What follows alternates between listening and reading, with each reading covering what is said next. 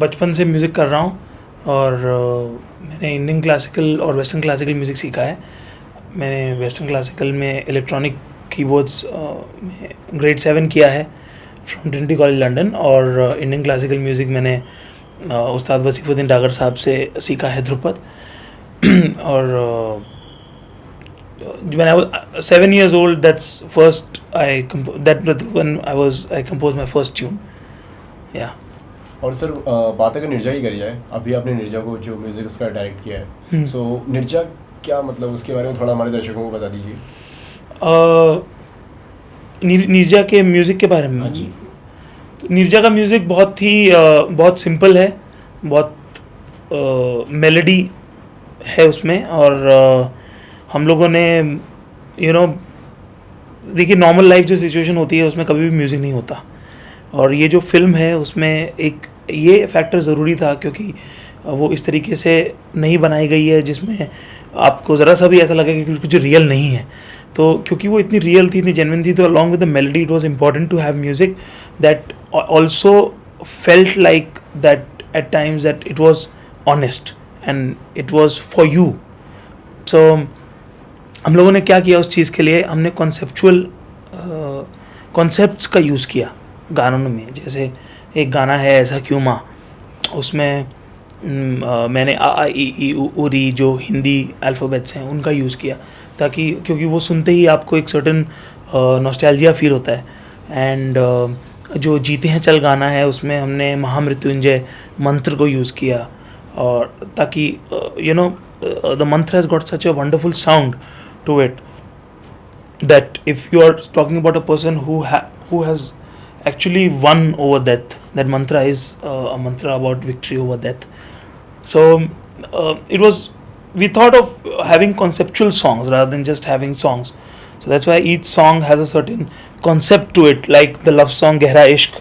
It starts from the accordion, and the accordion player suddenly towards the middle becomes the harmonium player, and the pop singer becomes the Sufi singer. So there's a transition of in the way Shekhar has started singing a song, and by the time he goes in the middle he is gone to a different Sufi direction. तो हम film के साथ गाने जो हैं वो कोशिश ये थी कि वो जुड़े हुए हों एकदम, जैसे बोलते हैं कि made of the same fabric as the film, and that was what I strived for in the music. काफ़ी आपने एड्स करे हुए हैं, काफ़ी आपने और भी टेलर्स करे हुए हैं, और तो निर्जा को मतलब किस तरीके से उनसे मतलब आप अलग मानते हैं कि उनसे काफ़ी डिफरेंट है और अलग जॉनर का है?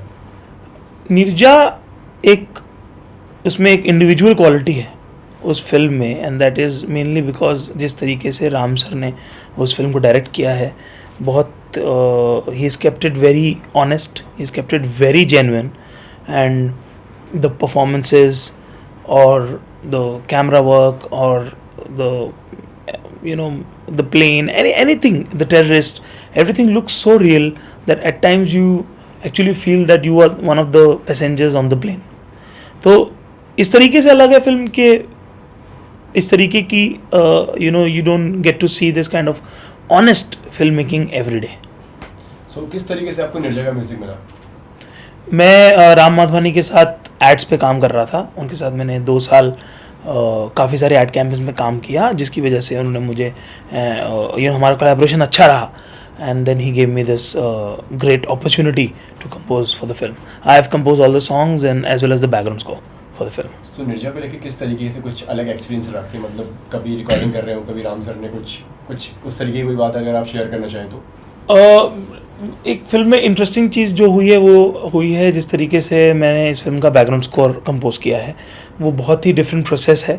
जनरली क्या होता है कि जब आप फिल्म का म्यूज़िक देते हैं तो you get the picture and then you compose the music to the film. But इसमें क्या हुआ कि right from day one I had a feeling कि मुझे पूरा बैकग्राउंड म्यूज़िक स्क्रिप्ट के ऊपर कंपोज करना है.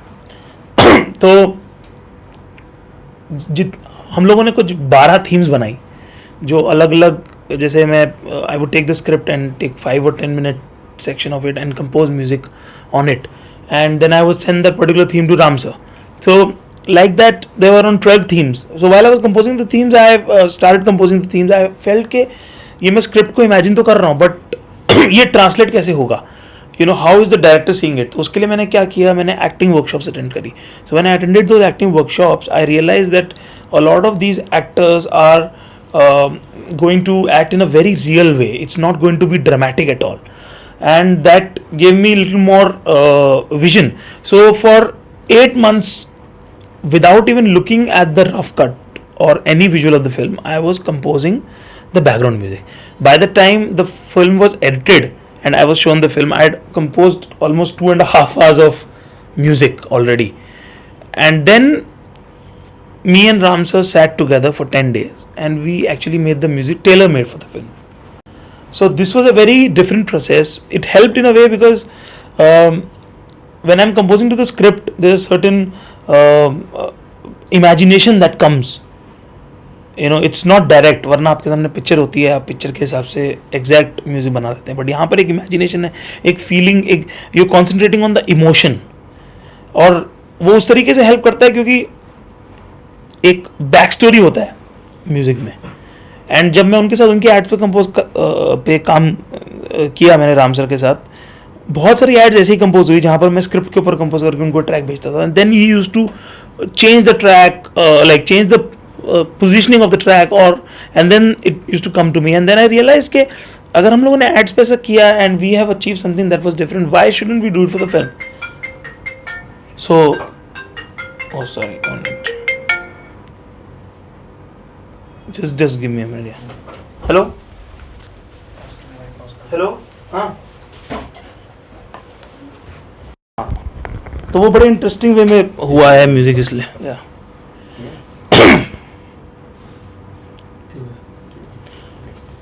तो जब मैं उनके साथ एड्स पे काम कर रहा था, उसमें काफ़ी सारी एड्स का म्यूज़िक मैंने इस तरीके से दिया कि मैं वो मुझे स्क्रिप्ट भेजते थे, मैं स्क्रिप्ट पर कंपोज करके उनको देता था, और then he used to change the position of the track or the way the track should be used. And then I thought कि अगर ऐसा ऐड पे हुआ है तो मैं फिल्म पे भी करता हूँ. फिल्म पे करना वो चैलेंजिंग था क्योंकि it was about like 8 months of work. Sir ignore कर दो थोड़ी.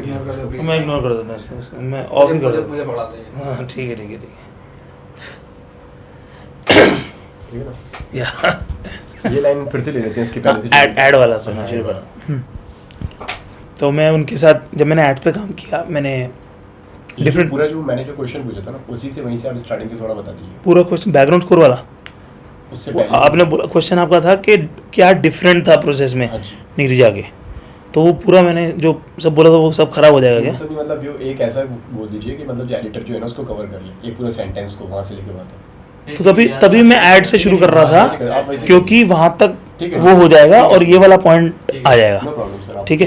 तो जब मैं उनकी एड्स का म्यूज़िक कर रहा था तो मैंने रियलाइज़ किया कि ये एक डिफरेंट तरीके से म्यूज़िक कंपोज हो रहा है क्योंकि स्क्रिप्ट के ऊपर एक बैकग्राउंड म्यूज़िक पीस कंपोज हो रहा है. तो वो मैं उनको भेजता था एंड देन वो अपनी ऐड पे उसको बहुत डिफरेंट उसमें विजन लेके आते थे. और मुझे ये लगा कि अगर जब उन्होंने मुझे फिल्म का अपॉर्चुनिटी दिया तो मुझे ये रियलाइज़ हुआ कि मुझे ये पूरी फिल्म का म्यूज़िक इस तरीके से कंपोज करना चाहिए कि मैं स्क्रिप्ट के ऊपर म्यूज़िक इमेजिन करके पूरा बैकग्राउंड म्यूज़िक कंपोज करूँ. एंड तो मैं बनाता था म्यूज़िक एक टेररिस्ट के लिए और वो बोलते थे कि इसको हम लोग नीरजा के हस्बैंड के लिए यूज़ करते हैं. और वहाँ से पूरा एक जो बहुत ही डिफरेंट फील है म्यूज़िक में वो आ जाता था. And I think that was like the way the whole background music has been done for this film is very different. And now when I am looking at the film I feel that the process that we have taken has really helped. Vishal, एक चीज़ और पूछना चाहूँगा. आजकल जो music आ रहे हैं वो काफ़ी शोर शराबे वाले आ रहे हैं, वैसे आ रहे हैं, और निर्जा का जो म्यूजिक है वो काफी एक अलग जॉनर का है. तो दोनों में आपको कितना फर्क दिखता है, मतलब कितना अलग है निर्जा का म्यूजिक आजकल के गानों से? निर्जा का म्यूजिक जो है वो उसमें मेलोडी है. हम लोगों ने लिरिक्स और मेलोडी पे बहुत फोकस किया है. मैं खुद भी बिलीव करता हूँ कि एक म्यूज़िक में एक स्ट्रॉन्ग और एक अच्छी मेलोडी होना बहुत ज़रूरी है. और जो साउंड प्रोडक्शन या arrangement, all those things are very secondary to music. The first thing are the lyrics and the melody. तो इस तरीके से हमारा म्यूज़िक डिफरेंट है. I have made music that is minimal, that is simple, and because I feel that the more you have melody in music, the more there are chances that it will touch your heart.